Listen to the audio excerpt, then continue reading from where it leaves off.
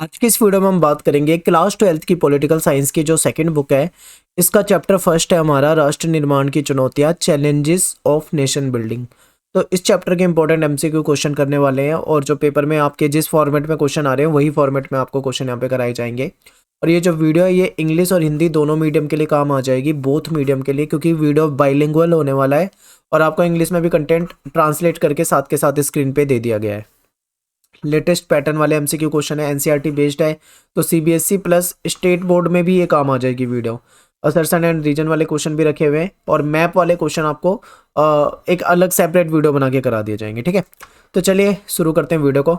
और हाँ, हमारा पेड कोर्स पहले से अवेलेबल है हमारी ऐप के अंदर, आप वहाँ से परचेज कर सकते हैं। कंप्लीट आपका जो टर्म 1 में जिस तरीके से पेपर आएगा सभी चीज़ें करा रखी है, cartoon map, question, MCQ, summary, passage, ठीक है, हर चीज़ करा रखी है, तो ऐप से परचेस कर सकते हैं। तो चलिए बात करते हैं क्वेश्चन की। सबसे पहला क्वेश्चन आपके सामने स्क्रीन पे है कि नेहरू जी ने जो 14-15 अगस्त की मध्य रात्रि को जब देश आज़ाद हो रहा था तो उस समय में जो प्रसिद्ध भाषण दिया था वो किस नाम से जाना जाता है। तो ऑप्शन में मैंने आपके सामने सीधा आंसर ही रख दिया है क्योंकि इसका बहुत ही सिंपल क्वेश्चन है, इसके क्या ऑप्शन बनाने। आप देख सकते हो, हिंदी में बोले तो इसको भाग्यवधु से चिर प्रतीक्षित भेंट बोलेंगे हम, और इंग्लिश में इसको ट्रस्ट विद डेस्टिनी कहा जाता है। ठीक है, कोई भी नाम आप याद कर सकते हो, पेपर में जो भी आया आप उस पर क्लिक कर देना। चलते हैं अगले क्वेश्चन पे। संविधान में डैश के अंतर्गत लोक कल्याण के उन लक्ष्यों को भी स्पष्ट कर दिया गया था जिन्हें राजनीति को जरूर पूरा करना चाहिए। तो देखिए, ये ऑप्शन में आपके सामने रखा है मौलिक अधिकार, एकल नागरिकता, संघवाद या राज्य के नीति निर्देशक तत्व। तो जो राज्य के नीति निर्देशक तत्व है जिसको डीपीएससी कहा जाता है शॉर्ट में, ठीक है, इसके तहत ये बात रख दी गई थी संविधान में कि जो चीज़ें जो लोक कल्याण के लक्ष्य जो हैं जो राजनीति को जरूर पूरे करने हैं वो सारे पॉइंट इसके अंदर आपको दिख जाएंगे राज्य के नीति निर्देशक सिद्धांत के अंदर। तो इंपॉर्टेंट है ये बहुत ज़्यादा, ये पूछा जा सकता है पेपर में, तो याद कर लीजिए इसे। अगला क्वेश्चन है कि नक्शे फरियादी, दस्ते सबा, जिंदा नामा, ये किसके द्वारा लिखी गई कविताएं हैं। ऑप्शन में है अमृता प्रीतम, फैज अहमद फैज, मोहम्मद अली जिन्ना या इनमें से कोई नहीं। तो देखिए ये जो लिखा है ये फैज अहमद फैज ने है। ठीक है, अगला प्रश्न आपके सामने है कि द्विराष्ट्र सिद्धांत जिसे हम टू नेशन थ्योरी कहते थे ये किसके द्वारा दिया गया था। तो ये मुस्लिम लीग के द्वारा दिया गया था, इसके तहत इन्होंने अलग देश की मांग की थी। ठीक है, अगला क्वेश्चन आपके सामने है कि आजाद भारत के सामने 3 मुख्य चुनौतियां कौन सी थी। ऑप्शन है एकता बनाए रखना, लोकतंत्र कायम करना, पूरे समाज का विकास करना। तो ये तीनों ही पॉइंट यहाँ पे सही है, तो अपना आंसर क्या हो जाएगा, उपरोक्त सभी। नेक्स्ट क्वेश्चन है कि द्विराष्ट्र सिद्धांत का विरोध किसके द्वारा किया गया था। ऑप्शन है कांग्रेस के द्वारा, मुस्लिम लीग के द्वारा, आम जनता के द्वारा या उपरोक्त सभी। तो आप सभी जानते हैं कांग्रेस के द्वारा।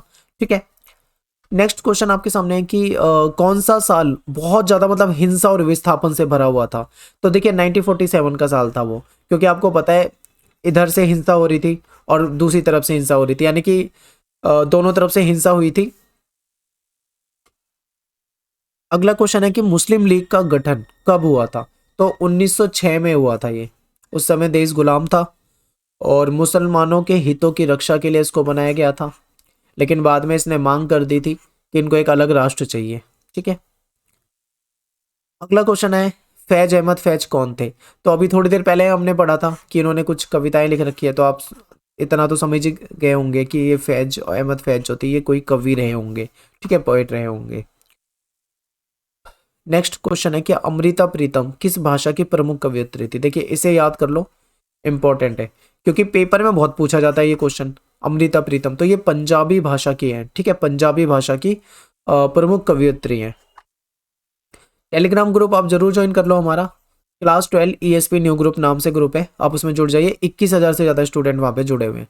अगला क्वेश्चन है कि निम्न में से किसे सीमांत गांधी के नाम से जाना जाता है। ठीक है, फ्रंटियर गांधी के नाम से।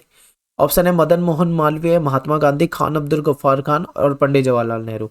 तो ये खान अब्दुल गफ्फार खान जो थे इनको सीमांत गांधी के नाम से जाना जाता था। ठीक है, और इन्होंने द्विराष्ट्र सिद्धांत का विरोध किया था। अगला क्वेश्चन है कि जो भारत का विभाजन हुआ था वो किस आधार पे हुआ था। ऑप्शन है जाति के आधार पे, धर्म के आधार पे, रंग रूप के आधार पे या भाषा के आधार पे। तो धर्म के आधार पे हुआ था। ठीक है, 1951 के वक्त भारत की कुल आबादी में कितने फीसदी मुस्लिम थे। देखिए 1947 में देश आजाद हो गया था, बंटवारा भी हो गया था। लेकिन उसके बाद भी 12% जो मुस्लिम थे वो यहाँ रह गए थे। तो वही आपसे पूछा हुआ है, तो ऑप्शन यहाँ पे क्या हो जाएगा, बी ऑप्शन जो है ये हो जाएगा इसका आंसर। किन शहरों में सांप्रदायिक हिंसा अधिक हुई थी? लाहौर, अमृतसर, पंजाब। देखो लाहौर अमृतसर तो ठीक है, लेकिन ये पंजाब यहाँ पे काट दो। पंजाब, बंगाल, कश्मीर ये भी काट दो। उत्तर प्रदेश ये भी काट दो। लाहौर, कोलकाता, अमृतसर ये ठीक है आपका, यानी डी ऑप्शन हो जाएगा आपका। ठीक है, अगला क्वेश्चन है कि कहाँ के नवाब यानी डैश के नवाब संविधान सभा में शामिल नहीं होना चाहते थे? ऑप्शन है भोपाल के, मणिपुर के, हैदराबाद के, त्रावणकोर के। तो देखिए जो भोपाल के नवाब थे ये नहीं चाहते थे संविधान सभा में शामिल होना। अगला क्वेश्चन है कि आजादी के समय किन दो बातों पे सभी की सहमति थी? ऑप्शन है लोकतांत्रिक सरकार के द्वारा शासन चलाया जाएगा, ये बिल्कुल ठीक है। अगला है कि सबके भले के लिए सरकार काम करेगी, ये भी बिल्कुल ठीक है। तो आंसर अपना क्या हो जाएगा यहाँ पे, ए और बी दोनों। ठीक है, यानी दोनों ही पॉइंट आपके यहाँ पे ठीक हो जाएंगे। अगला क्वेश्चन है महात्मा गांधी की हत्या कब और किसने की थी? ध्यान से देखो डेट, 30 दिसंबर 1948, नाथूराम गोडसे। आपको देखो नाथूराम गोडसे तीनों में दिख रहा है, यानी कि ये नाथूराम गोडसे ये तो ठीक है, लेकिन डेट आपको ध्यान से देखनी है। 30 दिसंबर 1948 गलत है, 30 अगस्त 1947 भी गलत है। ठीक है, तो एक बच गया बी ऑप्शन, इसको ध्यान से देखो, 30 जनवरी 1948 ये ठीक है, यानी कि आपका ऑप्शन बी जो है यहाँ पे क्या हो जाएगा, करेक्ट हो जाएगा। नेक्स्ट क्वेश्चन देखिए, डैश और डैश का बंटवारा विभाजन की सबसे बड़ी त्रासदी यानी सबसे ज्यादा जो मतलब जहां पे दिक्कतें हुई थी? ऑप्शन है पंजाब और गुजरात, बंगाल गुजरात, पंजाब बंगाल, बिहार पंजाब। तो पंजाब और बंगाल यहाँ का जो विभाजन था वो सबसे ज्यादा त्रासदी हुई थी, सबसे ज्यादा यहाँ पे हमले वगैरह हुए थे। ठीक है, नेक्स्ट क्वेश्चन है कि रजाकार कौन थे? ऑप्शन है राजा के मंत्री, गलत हो जाएगा। निजाम के अर्धसैनिक बल, ये ठीक हो जाएगा। ठीक है, सरकारी कर्मचारी ये नहीं थे और पुलिस के कर्मचारी भी नहीं थे। तो ये अव्वल दर्जे के सांप्रदायिक थे और इन्होंने मुस्लिमों को छोड़कर हिंदुओं को जो थे उनको इन्होंने अपना निशाना बनाया था। ठीक है, तो ये याद रखना है, हैदराबाद से रिलेटेड है ये। अगला क्वेश्चन है कि सबसे पहले डैश के राजा ने अपने राज्य को आजाद रखने की घोषणा की थी? कहाँ के राजा ने? ऑप्शन है हैदराबाद के, कश्मीर के, जूनागढ़ के या त्रावणकोर के। तो आंसर हो जाएगा त्रावणकोर के राजा ने सबसे पहले घोषणा की थी कि वो अपने राज्य को क्या करके आजाद रखेंगे। अगला क्वेश्चन है कि विभाजन के कारण लगभग डैश लोगों को अपना घर बार छोड़कर सीमा पार जाना पड़ा? 70 लाख, 80 लाख, 90 लाख या 60 लाख? तो लगभग 80 लाख लोगों को कहा जाता है कि 80 लाख लोग जो थे इनको अपना घर बार छोड़कर इधर उधर जाना पड़ा था सीमा पार। नेक्स्ट क्वेश्चन है कि भाषा के आधार पे राज्यों के पुनर्गठन का वायदा कांग्रेस ने कौन से अधिवेशन में किया था? लखनऊ अधिवेशन, गुजरात अधिवेशन, बिहार अधिवेशन या नागपुर अधिवेशन? तो डी ऑप्शन नागपुर अधिवेशन आपका सही हो जाएगा। यहाँ पे इन्होंने क्या, देखो ये 1920 की बात है, ये जो अधिवेशन हो रहा था ना उस समय देश आजाद नहीं हुआ था, लेकिन पहले ही घोषणा कर दी गई थी कि जब भी हमारा देश आजाद होगा, ठीक है, जब भी, तो हम क्या करेंगे, भाषा के आधार पर राज्यों को दोबारा से रीअरेंज करेंगे, दोबारा से क्या करेंगे, रीऑर्गेनाइज करेंगे या फिर इसको पुनर्गठित करेंगे। अगला क्वेश्चन देखिए, डैश भारत का पहला भाग है जहां सार्वभौम वयस्क मताधिकार के सिद्धांत को अपनाकर 1948 में चुनाव कराए गए थे? तो ये यूनिवर्सल अडल्ट वाला सिस्टम जो था यहाँ पे अपनाया गया था। तो ये कहाँ पे अपनाया गया था? ऑप्शन है केरल में, कर्नाटक में, मणिपुर में, बिहार में। तो इसका सही आंसर हो जाएगा आपका मणिपुर में करवाए गए थे। ठीक है, नेक्स्ट क्वेश्चन आपके सामने है कि रजवाड़ों का जो भारतीय संघ में विलय हो रहा था तो उसमें एक सहमति पत्र पे इनसे साइन करवाए जाते थे। ठीक है, एक मेमोरेंडम होता था, उसमें सिग्नेचर करवाए जाते थे।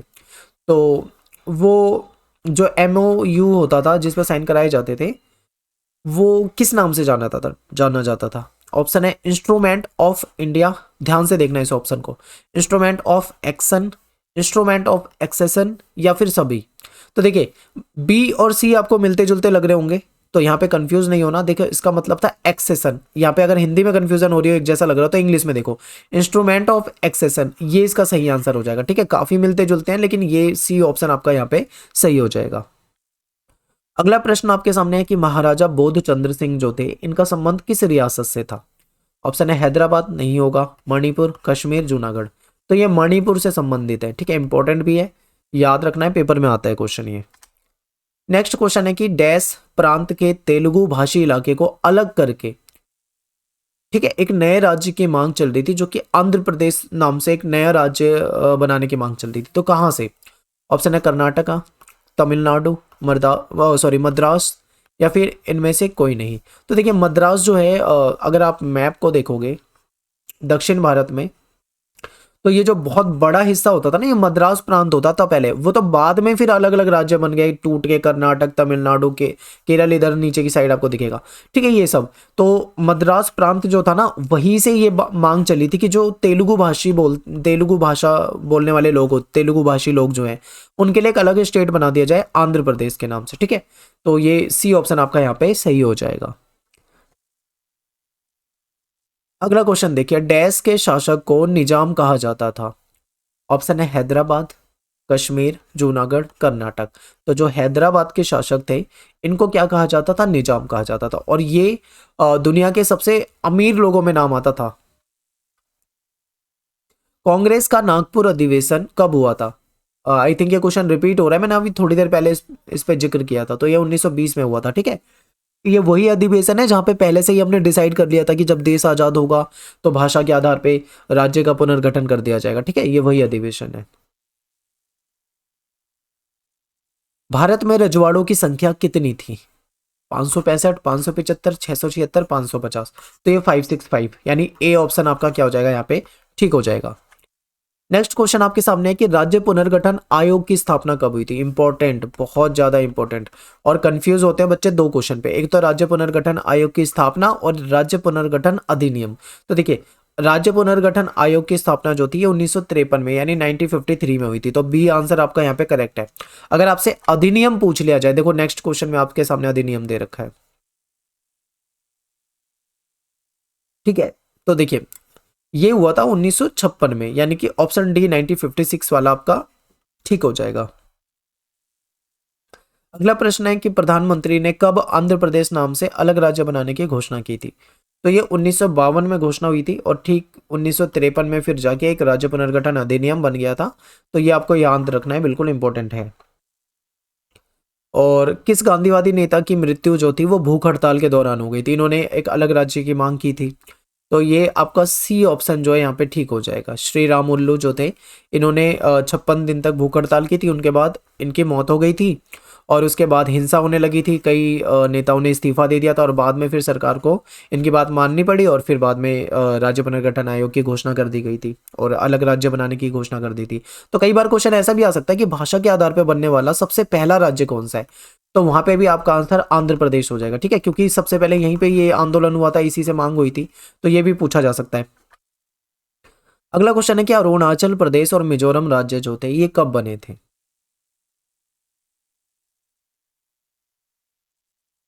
ठीक है, देखते हैं। तो ये 87 के आसपास होगा ये, ठीक है। ध्यान रखिए एक बार इसे, और अगर कोई कमी हो तो आप मुझे कमेंट में बता देना। अगला क्वेश्चन है कि मेघालय राज्य कब बनाया गया था? तो ये 1972। नेक्स्ट है कि महाराष्ट्र और गुजरात राज्य कब बनाए गए थे? ये हो जाएगा आपका 1916 में। नेक्स्ट क्वेश्चन आपके सामने है कि एक स्टेटमेंट है, ये स्टेटमेंट किसने दी थी? आपको स्टेटमेंट पढ़ के पता लगना चाहिए, ठीक है। ये हो सकता है पेपर में ऐसी स्टेटमेंट भी आ जाए। यदि प्रांतों का गठन भाषावार हुआ तो क्षेत्रीय भाषाओं का जोर बढ़ेगा। हिंदुस्तानी को सभी प्रांतों में शिक्षा का माध्यम बनाने का कोई अर्थ नहीं रह जाएगा।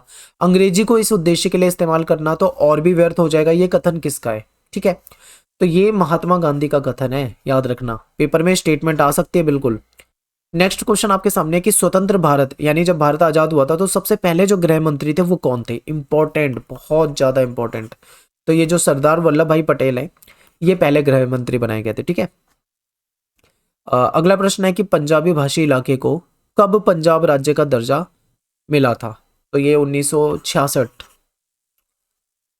अगला क्वेश्चन है कि झारखंड, छत्तीसगढ़, उत्तराखंड राज्य जो है ये कब बनाए गए थे? तो सन 2000 की बात है ये, तब बने थे ये, ठीक है। तो यहां से हमारे हो जाते हैं इस चैप्टर के सारे मोस्ट इंपोर्टेंट क्वेश्चन, ठीक है, एमसीक्यू। अब करेंगे हम कथन और कारण वाले एक दो क्वेश्चन देख लेते हैं और फिर चलते हैं आगे। पहला क्वेश्चन है कि अमृता प्रीतम पंजाबी भाषा की प्रमुख कवयित्री थी। तो ये बिल्कुल ठीक है।